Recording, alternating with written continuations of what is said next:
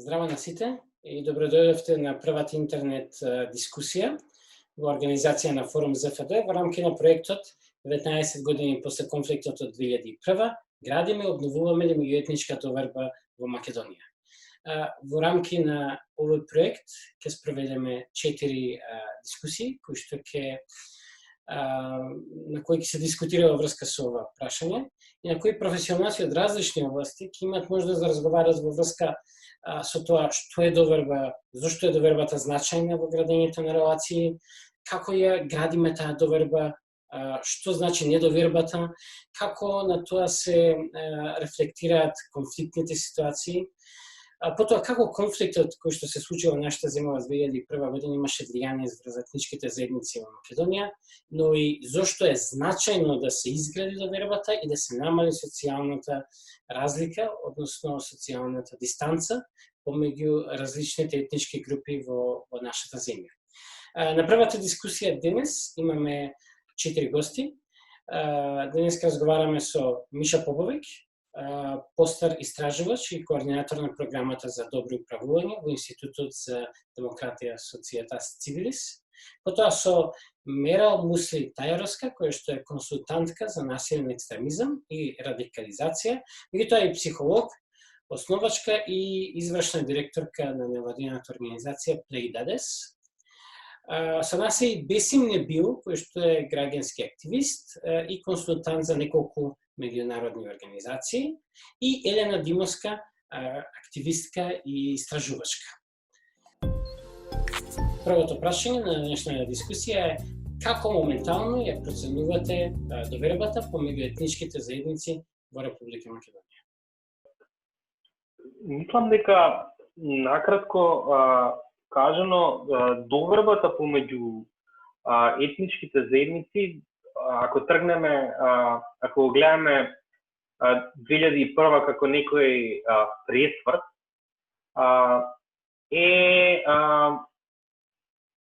не се гради активно, бидејќи пред се фокусот е на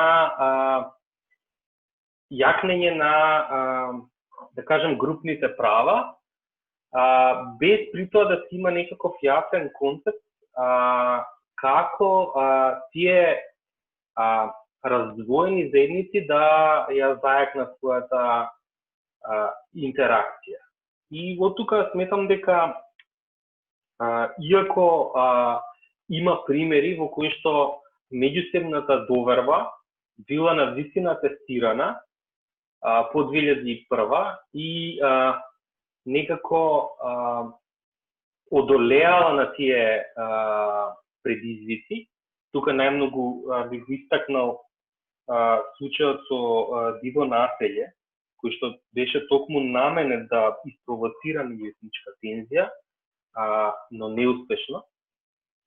Сметам дека од една страна довербата е на ниво во кое што не можам да предвидам позначени конфликти, меѓутоа довербата истовремено е доволно ниска, за жал, да не може ни да се предвиди некаква креативна сила која што може да придвижи некои позначени процеси на заедништво и на постигнување некакви заеднички цели помеѓу етничките заедници. Повеќето ги доживуваат и толкуваат историските настани низ своја гледна точка и низ призмата на сопствениот етникум.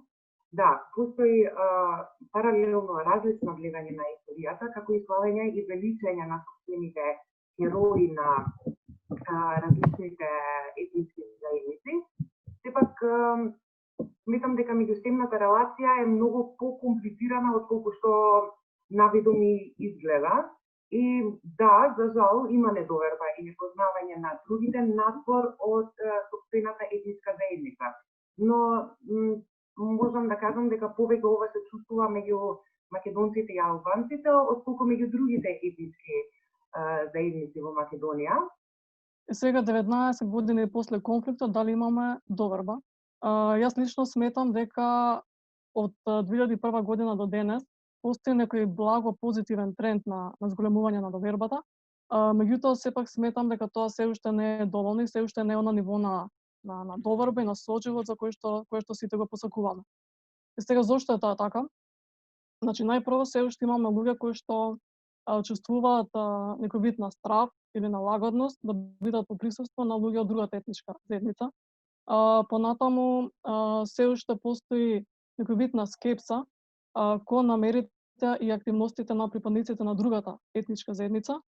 И од друга страна се уште имаме голем број на стереотипи и предрасуди помеѓу припадниците на другата етничка заедница. Два мита. Првиот е дека пред 2001 година постоела доверба меѓуетничка, а после 2001 година не постоела, односно таа била намалена. Јас сум малце постар, јас сум многу стар, меѓутоа сум постар од повеќето веројатно тука и се сеќавам на времето пред 2001 година и мислам дека секако дека 2001 представува пречка во градење доверба или едно општество, на мултикултурализам, на градење на оние точки каде што може да се луѓето среќаваат и разменуваат, односно работат заедно. Меѓутоа дека пред 2001 година имало доверба, да имаше доверба, немаше да има 2001 година и мислам дека тоа е еден мит. Вториот мит е дека постои некоја ситуација во која што една група луѓе има доверба во друга група луѓе.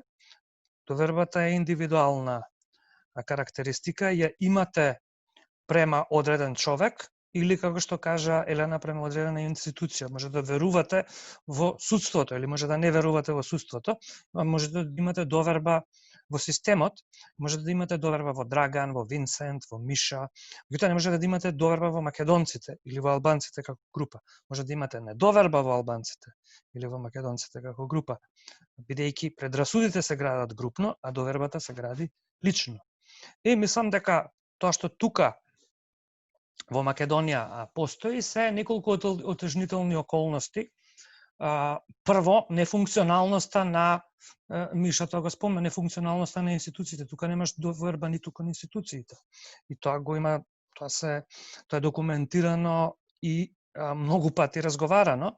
А второ, тука имате недоверба, односно имате отсуство на политичка волја да се градат ситуации кои што би овозможиле меѓуетничка соработка, заради тоа што национализмот, шовинизмот има политичка цена. Тој што го користи добива нешто.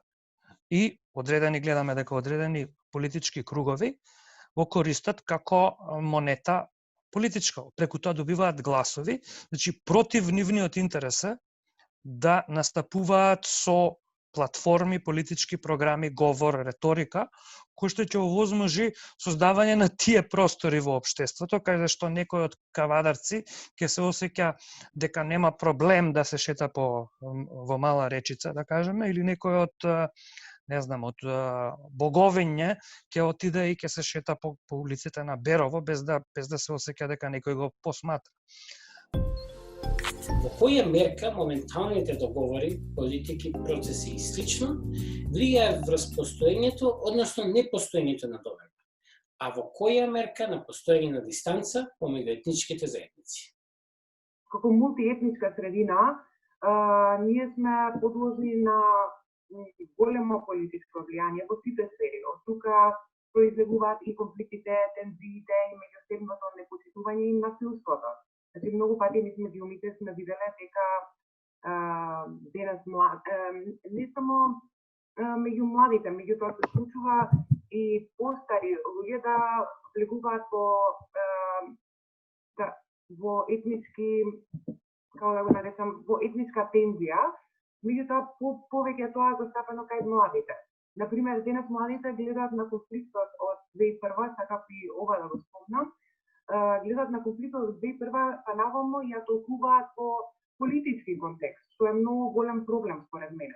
И не може да бидат обвинети за тоа, со оглед на тоа дека историјата се преместува преку образованието од страна од наставници кои се партиски обоени и повеќето ја толкуваат нели историјата како што им одговара. До сега добрите намери, условно кажано, во мировниот договор, како што е Охридскиот рамковен договор, мислам дека на некој начин со Мајскиот договор некако системски беа подкопани. И исто така, нели, контроверзниот, условно кажано, закон за јазици, например, не ја искористи шансата да всушност биде закон за јазици ориентиран кон давање на најразлични видови на услуги кон граѓаните кои што го користат албанскиот јазик, туку многу повеќе беше фокусиран на јавните службеници внатре, така што и тој, да кажам, исто така во некој период, во таа година дена, две, го проблематизираше пристапот, што повторно е повеќе преговарање за користа помеѓу политичките партии, отколку преговарање на политички партии за користа на уште поголем број на граѓани. Така сега, например, со законот за јазици се трошат средства за превод внатре, да се разбираат помеѓу себе јавните службеници, а тие сите пари можат многу соодветно да се искористат за проширување на бројот на услуги кои што ќе им бидат достапни на граѓаните на повеќе јазици. Играњето на карта на етничка исклучивост носи одреден број на гласови на избори и мислам дека политички партии се возат на тоа повеќе години. Значи, не мора да ќе ги заштитите од македонците, од албанците, тој ќе ви донесе одреден број на гласови на избори. Тоа постои риторика, постојат медиуми кои што ќе поддржат тоа отворено, неотворено, посебно во изборна кампања. И врз основа на тоа ќе добиете доверба, ќе излезете на избори, ќе добиете поише гласови, него што би добиле врз основа на реалната некоја понуда или врз основа на трак рекордот што го имате политички, со тоа што сте го направиле во однос на економските, другите и така натаму. Значи, чисто од национализам ќе добиете одреден, ќе негувате одредена националистичка база, таа ќе ви даде гласови, со тие гласови ќе излезете со неколку плюс пратеници. Од другата страна исто Дујќе го направи истото, ќе појача пред месец дена пред избори на таква реторика, нели ќе стави еден споменик таму, еден споменик ваму, малку ќе се инсценираат театрално неколку конфликти, меѓу луѓе кои што се дури и пријатели и партнери, кои што седат надвор од камерите и надвор од тој делокруг заедно и пијат кафе или имаат и заеднички бизнис интереси. Јас сметам дека Охридскиот рамковен договор како таков воспостави одредена рамка во која што нели се промовира мултиетничко општество, мултикултурализам и така натаму. Меѓутоа генералниот заклучок е дека дали во процесот на имплементација или во процесот на самото пишување испуштено да се размислува за одредени насоки на долг рок, како да се изгради довербата и како да дојдеме до одредено ниво на помирување. При тоа тука сметам дека најмногу од мерките би требало да се посветат на младите. Сега нормално на помирување мора да работи целото население, меѓутоа сметам дека кај младите најлесно може да се изгради таа доверба која што би била чиста и искрена. Сега тука би го ставила акцентот малце повеќе на сите документи, мерки и политики кои што се носат во образованието, значи во образовните реформи. Сега знаеме дека малтене во секој документ кој што се однесува на образованието, во законите за основно, за средно, за високо образование и така натаму, рече се секаде се прокламира дека треба да работиме на меѓуетничка соработка, на толеранција, почитување на различностите и така натаму. Исто едни од главните тези на кои што се заснова и новиот закон за основно образование е тоа дека една од целите е да се гради мултиетничко општество, како и да се зајакнува довербата помеѓу младите од различни етнички заедници и да работиме во насока на почитување на различностите. И сега моето прашање тука е како можеме да почитуваме нешто кое што не го познаваме. Зошто го велам ова? Искрено сметам дека ние недоволно се познаваме меѓу себе.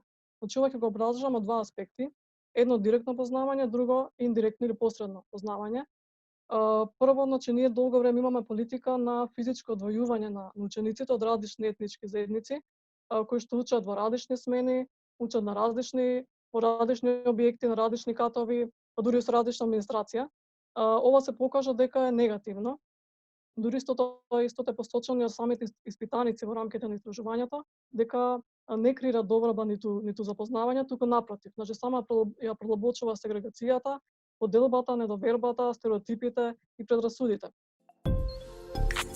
Што сме правеле и што можеме да направиме за да ја закинеме довербата помеѓу различните етнички заедници во Македонија и да го помогнеме развојот на нашата земја како кохезивно, разнолико општество?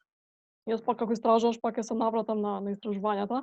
На истражувањето што го направивме минатата година, токму едно од прашањата кои што ги поставивме на младите беше што можат тие како поединци, како млади лица да направат во поглед на градење на довербата.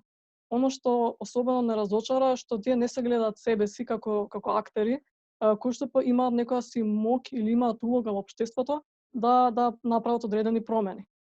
И сега оваа скепса или ова неверување во индивидуалната можност за одредена промена, ја гледам од два аспекти. Прво, значи имаме креативна маса на млади лица кои што постојано се борат за промени, меѓутоа неретко наоѓаат на затворени врати на институциите, значи нивниот глас не е слушнат, а во оние ситуации кога се повикани како актери да бидат вклучени во процесите на носење на одлуките, тоа е обично само проформа, значи формално да се прикаже дека ние имаме консултации со младите, со поединците во носењето на одлуки, меѓутоа подоцна тие не се вклучени во самите одлуки.